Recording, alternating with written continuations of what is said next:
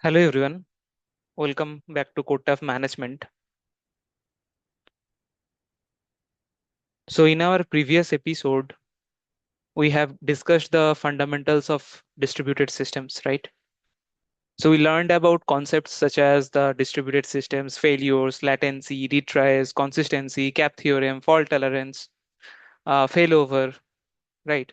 So now in episode number 9, we are going to deep dive more into system design. So just imagine we have millions of users and trying to access our application. So the first question is like, where does the user's request actually go? So does the user directly connect to our application server? What happens suppose when we have 10 servers? What happens when one server goes down? What happens when traffic suddenly increases? And how do we control which request goes to which service? To answer these questions, today we are going to discuss API gateway, load balancing, and traffic management. So let's start. First, let's understand the basic concept, which is traffic management. So traffic management means controlling and directing incoming requests inside our system. So suppose our application receives 1,000 requests per second. So we cannot simply send all those requests to one server, right? So instead, we need to decide like which server should receive the request. Is that server healthy? Is the user authorized? Has the user exceeded the request limit or not? Which version of the application should receive the request? Which region should handle the request? So this entire process is part of traffic management. So the main objectives are scalability, availability, performance, fault tolerance, and security. Next is what is an API gateway. So now let's understand one of the most important components, which is API gateway. So an API gateway acts as a single entry point for clients. So imagine we have four microservices: user service, order service, payment service, product service. So without an API gateway, the front end may directly communicate with all four services. So that means the front end needs to know service URLs, ports, authentication mechanisms, API versions, service specific details, right? So these create coupling. So instead, we introduce an API gateway to make it loose coupling. So the architecture will become like client will hit the request to API gateway, like the first request will come into this API gateway, and from the API gateway, the request will be segregated according to the URLs. Like if it is specific to user related, it will go to the user service. If it is specific to the order related, then it will go to the order service. If it will be related to the product related, then product service. If payment related, then payment service. So the now the client only knows about the API gateway. So the gateway knows how to communicate with backend services. So this gives us much cleaner architecture and loose coupling, right? Now we will know why do we need an API gateway. So let's take a real example first. Suppose our application has, I have told that user service, order service, payment service, product service. So if the front end directly calls all these services, then the front end is tightly coupled with the backend architecture, right? So now suppose tomorrow we change order service to another implementations, or we move it to another server, or we introduce another version of order service. So then the front end may need to change as well. But when we introduce this API gateway, the request will come from client to API gateway. And if we will make now the version 2 of the order service, now there will be no problem. The front end will communicate with the API gateway, and API gateway will communicate with the version 2 of order service. So then only in the API gateway connections points. So there we need to update the URLs, nothing more than that. Okay. So through this API gateway, actually, it hides the internal architecture from the external clients. So this is one of the biggest advantages of the API gateway. Now, what are the responsibilities of an API gateway? So first thing is routing. Like for example, if we will hit like with the URL, suppose API/users, then it will goes to the user service. If we will do with the like API/orders, then it will go to the order service. If we will do like API/payments, then it will go to the payment service, right? So another responsibility is authentication. So the gateway can validate the JWT, OAuth tokens, API key, right? Then we have authorization. So for example, a normal customer may access the get methods of the order service, but an admin may additionally access the delete method as well for the order service. So the gateway can enforce such policies depending on this architecture. So it can also perform the rate limiting, traffic control, logging, monitoring, request transformation, response transformation, API version routing, okay, some security policies. So an API gateway becomes an important control point. Now we will compare between API gateway and load balancer. So this is a very common interview questions, like what is the difference between API gateway and a load balancer. So let's keep it simple. Like an API gateway mainly understands the API level concerns. For example, like what I have told here, like authentication, authorization, rate limiting, traffic control, request response transformation, centralized logging and monitoring, API policies. But what load balancing do? Through the load balancer, we are basically segregating the traffics. We are distributing the traffic. So request will come into load balancer first, and load balancer will distribute the traffics. So always remember, API, through the API gateway, we do the API control and routing, and through the load balancer, traffic distributions happens. So they can work together. Next, we will know about the reverse proxy. So a reverse proxy basically sits between the client and the backend servers. So the client thinks it is suppose communicating with one endpoint, but behind the reverse proxy, there may be many servers. Like client will hit the request, it will come into the reverse proxy first, and from the reverse proxy, it can be segregated to server one, server two, server three, separate servers. So a reverse proxy basically can perform routing, then TLS termination, load balancing, caching, security, compression. So if you want to know about the load balancing and reverse proxy, so then you can think that load balancing is a subset of the reverse proxy. Like through the reverse proxy, we can do these many things that like route from this routing, TLS terminations, load balancing, caching, security, compressions, all those things. But if we will use the load balancing only, like load balancer only, then it basically only distribute the traffics. Next, we will know about this, what is load balancing. Though I have prepared the videos like the episode number 5 part 1 and part 2 with the load balancer, but here again we will just summarize those things. So specifically, just suppose we have 10,000 requests and only one application server is there. So that server could become overloaded, right? If many requests are there. So instead we create application server 1, 2, 3 and put a load balancer in front. So the architecture will become like users, then load balancer, and from the load balancer, like application server 1, application server 2, application server 3. In three servers, if we will make these three servers, then in three servers, the traffics will be segregated. So the load balancer basically decides where each request should go. Next, we will know about like why do we need this load balancing. So first of all, we will tell about the scalability. So if traffic increases, we can add more servers. For example, we can scaling up from 3 servers to 6 servers, then 10 servers. So this is basically horizontal scaling. That means utilizing more resources.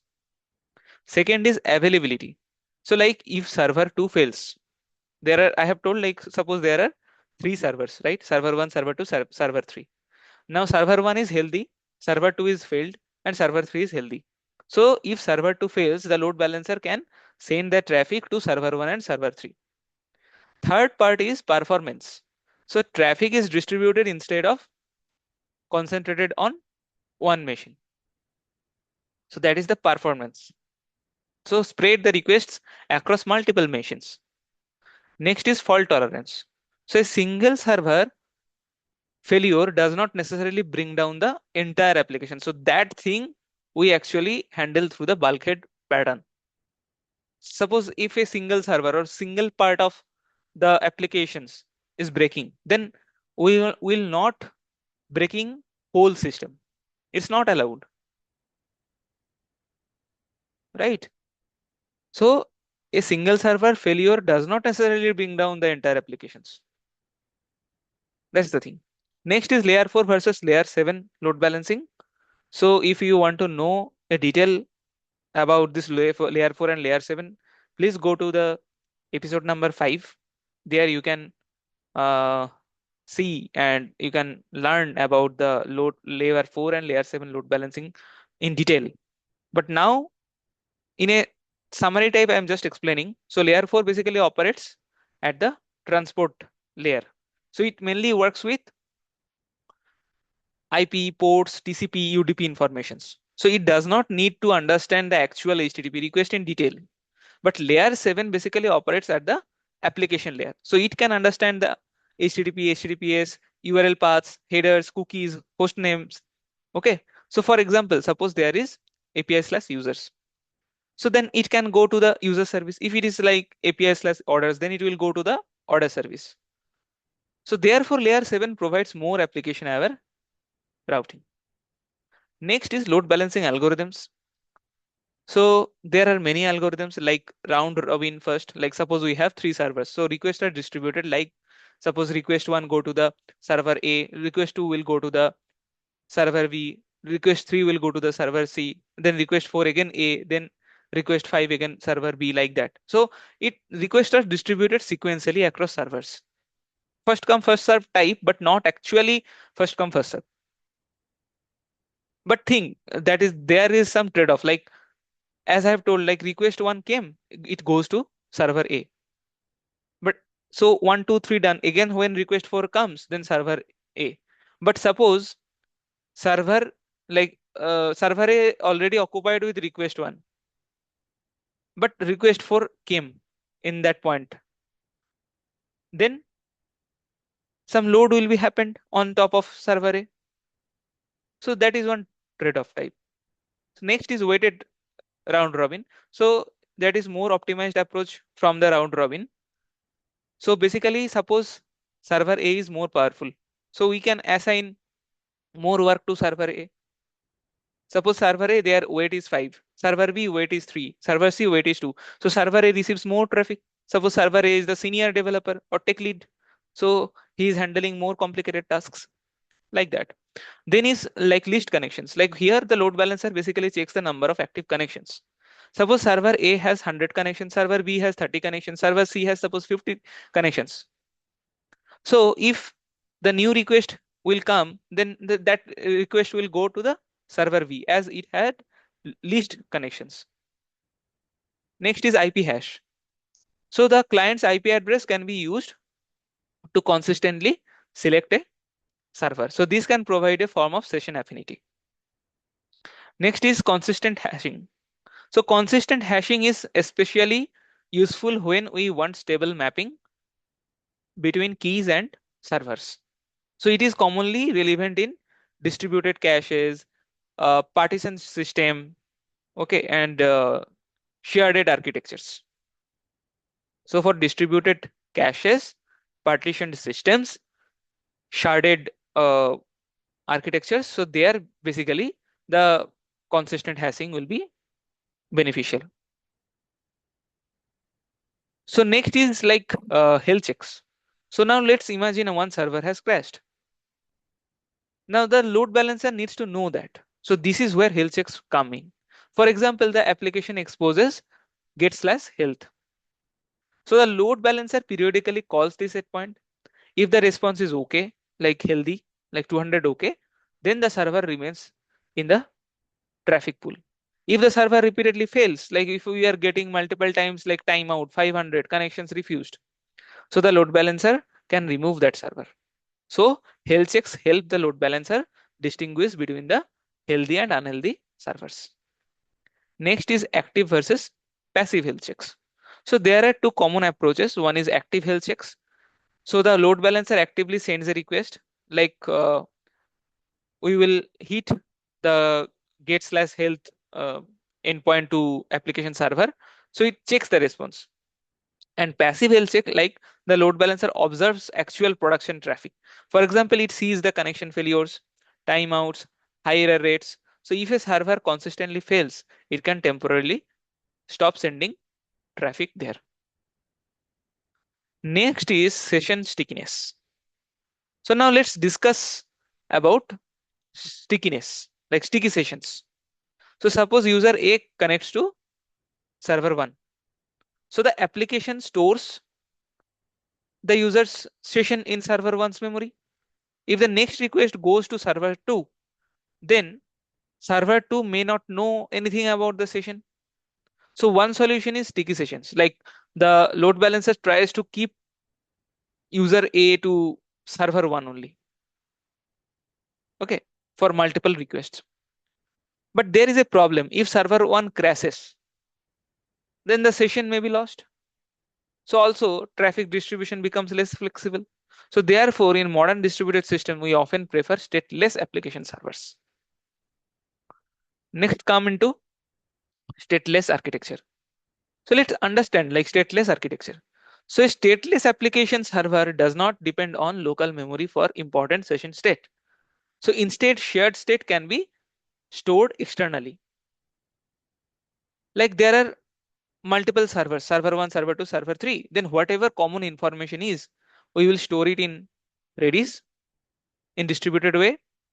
So if any request will come to server 1 or server 2 or server 3 anywhere, whatever common type of request, that information will be fetched from the common Redis. So now any server can handle any request. Okay. So this makes horizontal scaling much easier. So horizontal scaling with stateless architecture is a powerful combination. Next, know about TLS termination. So normally the client communication happens using HTTPS. So the TLS connection can terminate at the load balancer or API gateway. So if you will think about the flow, like clients will hit like some HTTP request will come into load balancer and from load balancer to application server. So the load balancer basically handles the TLS connection. So whether internal communication continues over HTTPS, it depends on security requirements of the system. So in highly secure environments, encryption may also be maintained between internal services. So the gateway or load balancer handles this TLS handshake and forwards the traffic to backend server. So anything this TLS handshake related things will be done inside the gateway or load balancer basically handles that. But internal communications may remain encrypted depending on security requirements. Next is rate limiting. So now imagine a user starts sending 10,000 requests per second. So that could overload our system, right? So we need a mechanism to control this. So that's where rate limiting comes in. So suppose 100 requests per minute per user. That is one common example. So if the user sends request number 101, the system may reject it or ask the client to retry later. So rate limiting basically protects against abuse, traffic spike, expensive operations, accidental infinite loops, some forms of denial of service traffic. Next is token bucket. So one popular rate limiting algorithm is basically token bucket. So imagine a bucket. The bucket contains tokens. Every request consumes one token. So tokens are added back at a fixed rate. For example, suppose bucket capacity is 100 token. Okay. So refill rate is 10 tokens per second. So if a request arrives and a token exists, then the request will be considered as allowed. And if there is no tokens, then request will be rejected or delayed.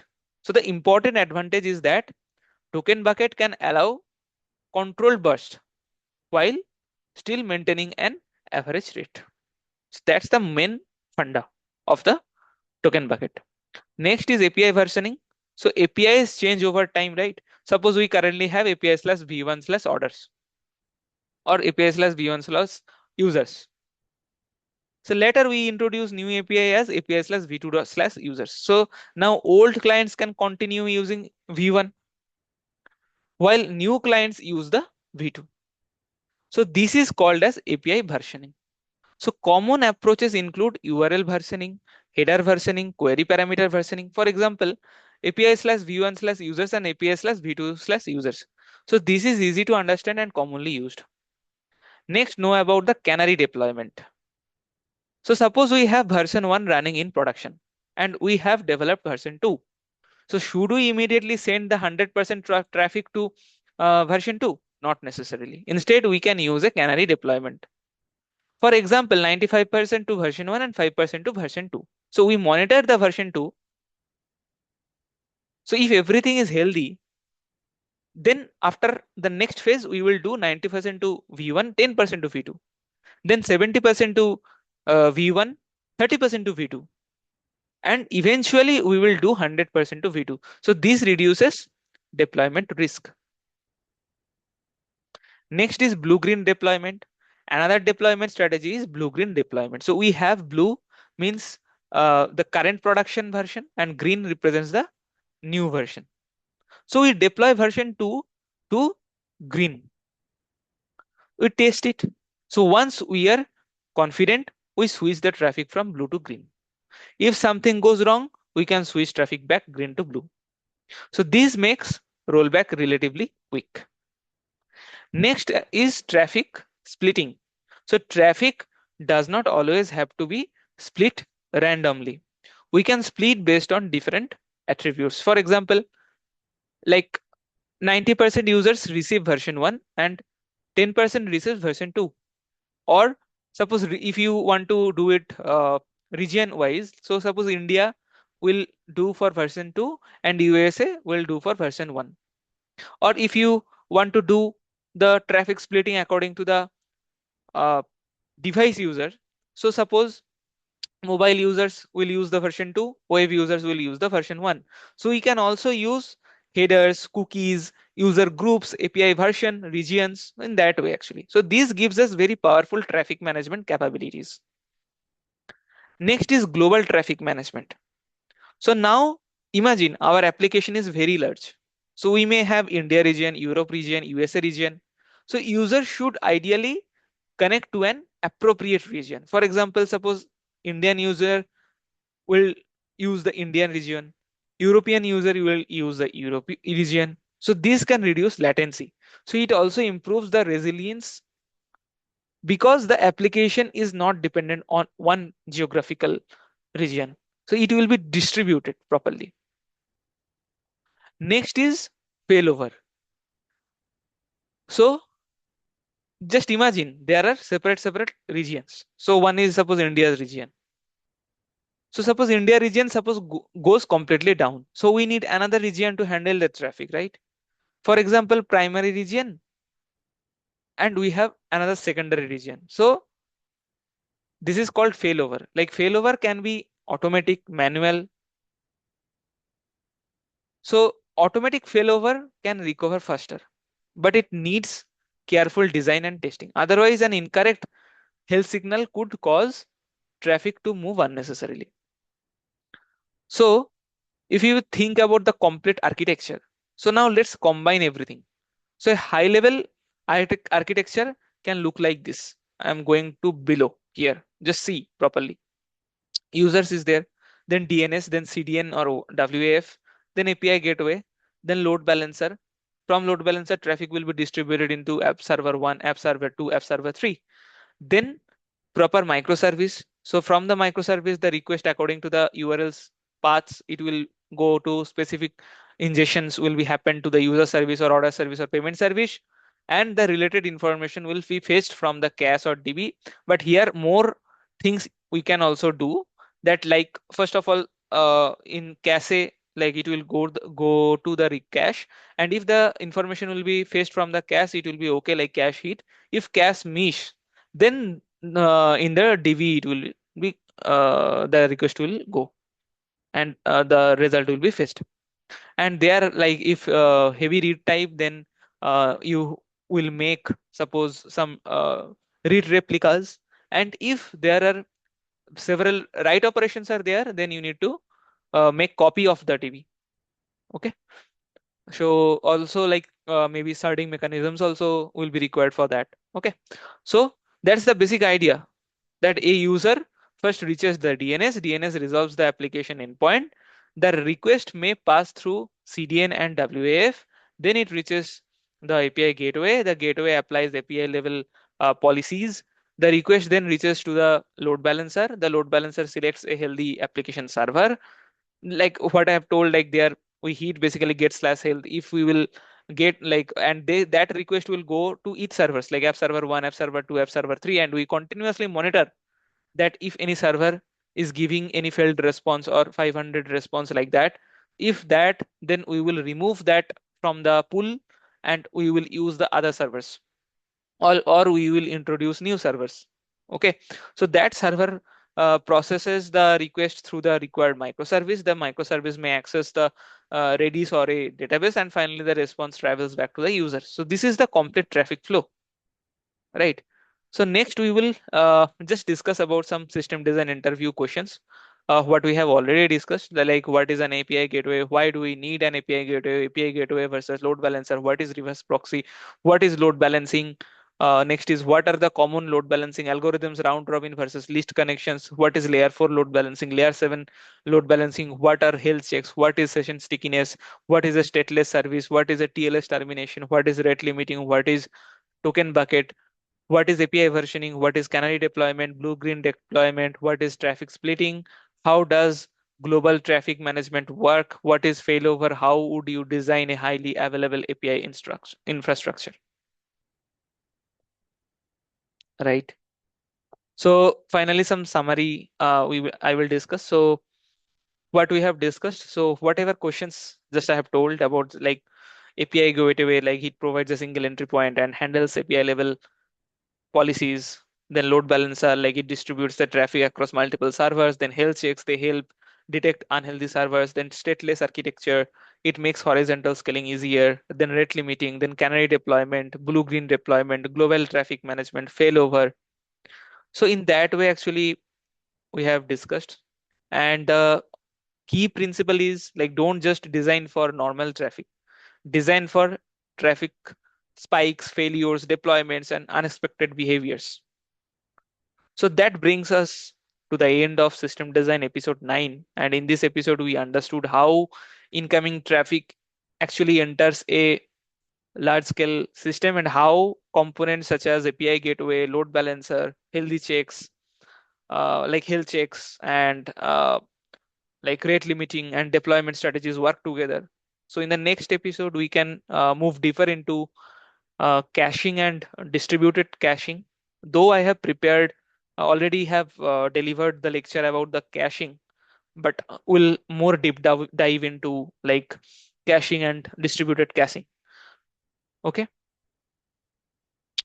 So these concepts are extremely important for designing high performance and scalable systems.